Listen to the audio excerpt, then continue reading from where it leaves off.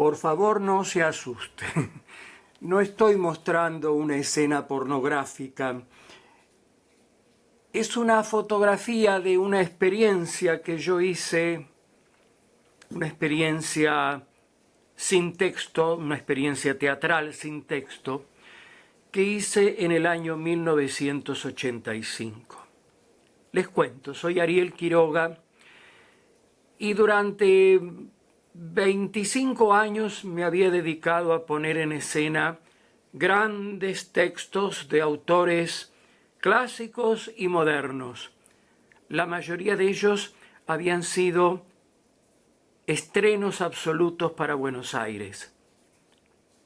Y luego, durante 10 años, 9 años y pico, había llevado adelante un teatro en la Universidad de Buenos Aires, un teatro universitario, donde también se había recorrido todo el espectro de los autores clásicos y modernos, desde Sófocles hasta Enrique Bernicke, autor argentino. O sea, había hecho prácticamente toda mi vida grandes textos teatrales. Me faltaba una experiencia, el teatro sin texto. A fines de 1983, en la Facultad de Derecho, se hizo la última representación del teatro de la Universidad de Buenos Aires, que tuvo que cerrarse por la detracción constante durante toda su larga vida emanada de la propia universidad. 1984 yo me dediqué a meditar por qué un teatro universitario tan altruista, tan pujante, que había hecho tanto, había tenido que cerrar sus puertas por no ser entendido, por no ser aceptado por la propia universidad que le daba su nombre. Y en 1985 quise hacer de golpe algo nuevo, algo que no había hecho nunca. El teatro sin texto. Eran años en los que en distintos lugares del mundo se estaban haciendo experiencias parecidas. En Polonia, el famoso laboratorio dramático de Jerzy Grotowski. Había tenido yo oportunidad, cuando vino a Buenos Aires a presentar su película Encuentros con hombres notables, de hablar a duras penas, porque yo no manejo el inglés, él hablaba un poquito en francés y chamullaba algo en castellano.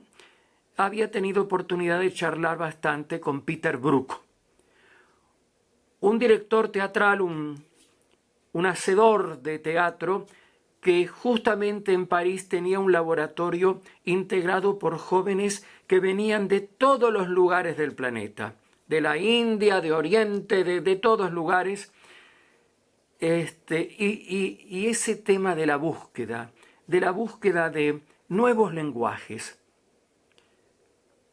Por supuesto, esos nuevos lenguajes no se pueden intentar sin hacer grandes distorsiones con las obras que están escritas, que tienen el lenguaje de quien la escribió.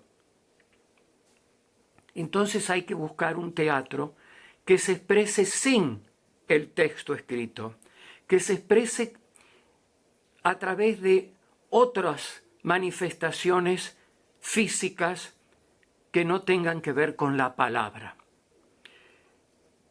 Mi búsqueda recayó en el Centro Cultural Ciudad de Buenos Aires, que está en la zona de Recoleta, en Buenos Aires, en el viejo edificio muy remodelado, que había sido un asilo de ancianos, donde en la década de los años 70, en la época de los hippies, había en su parque delante una feria artesanal de los hippies, donde yo iba frecuentemente a buscar cosas raras, y veía a los ancianos allá arriba en unos balcones. Era como un castillo.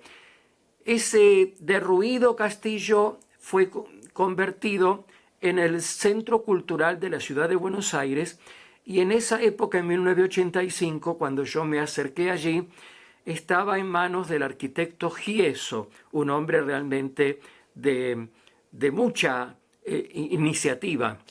Le pareció bien lo que le propuse e hicimos una convocatoria parecida a la que yo había hecho 10 años antes para convocar a los jóvenes estudiantes de la universidad a formar lo que fue el teatro de la Universidad de Buenos Aires. En este caso se los llamó por los diarios, por las radios, a integrar un laboratorio dramático, el Drama Lab. Vinieron cientos de jóvenes. Los atendí en el hall del Centro Cultural, que en esa época se estaban haciendo allí exposiciones rarísimas, recitales de Fito Páez, que recién empezaba. Bueno, había una efervescencia, mucho movimiento de gente joven en ese centro cultural, donde se hacían cosas con mucho sentido de ruptura. Algo parecido a lo que había sido varias décadas atrás el Instituto Di Tella, ¿no es cierto? Reuní un grupo finalmente, hablé mucho con ellos, pero no querían prenderse en la aventura, pero no sabían muy bien a dónde iba a parar eso. Y terminé formando un grupo que serían entre 80 y 100, todos muy jóvenes. Algunos eran estudiantes universitarios, otros eran estudiantes de pintura o de artes plásticas, otros eran diletantes que andaban buscando nuevos rumbos. Y empezaron las reuniones todos los días de la semana. No todos los días venían los mismos. De todos modos, no se trataba de preparar algún texto en especial que necesita, de la concurrencia de quienes van a interpretar ese texto. Acá venían a las experiencias que yo les proponía cada noche, que eran básicamente reencontrarse con el mito clásico, el mito que dio origen al teatro. ¿Y cuál fue ese mito que dio origen al teatro? El mito de Dionisos. Porque de las fiestas báquicas, de las fiestas dionisíacas, de las grandes bacanales y trietarias, de las épocas de fermento de las vides, de allí surgió el teatro. De esas danzas rituales en honor de Dionisos, en que todo era desborde, desenfreno, los instintos absolutamente liberados a influjos del vino. Por supuesto no había alcohol, no había vino en nuestras reuniones, pero sí había la búsqueda de ese sentido primigenio, de ese sentido ritual. Cada noche yo proponía un tema. Primero estábamos un rato largo en silencio, cada uno tratando de lo que Jerzy Grotowski propone, producir en nosotros el vacío para colmarnos. De ese estado de vacío o de nulidad, de silencio, yo ponía quizá alguna música. La que usé mucho fue la cantata que escribió para la Orestiada de Esquilo Yannis Xenakis, gran compositor moderno griego. Yannis Xenakis y su partitura rarísima eran como sonidos guturales, sonidos de la tierra. Con eso empezaban los rituales, que llegaban a paroxismos inenarrables. La fusión de esos cuerpos, las cosas maravillosamente plásticas que lograban y que morían cada noche. Todo un año haciendo ese tipo de ejercicios que algunas noches no daban ningún resultado y otras, ya les digo, eran cosas que hubieran merecido quedar de alguna manera no se registraba nada. Eso nacía y moría cada noche.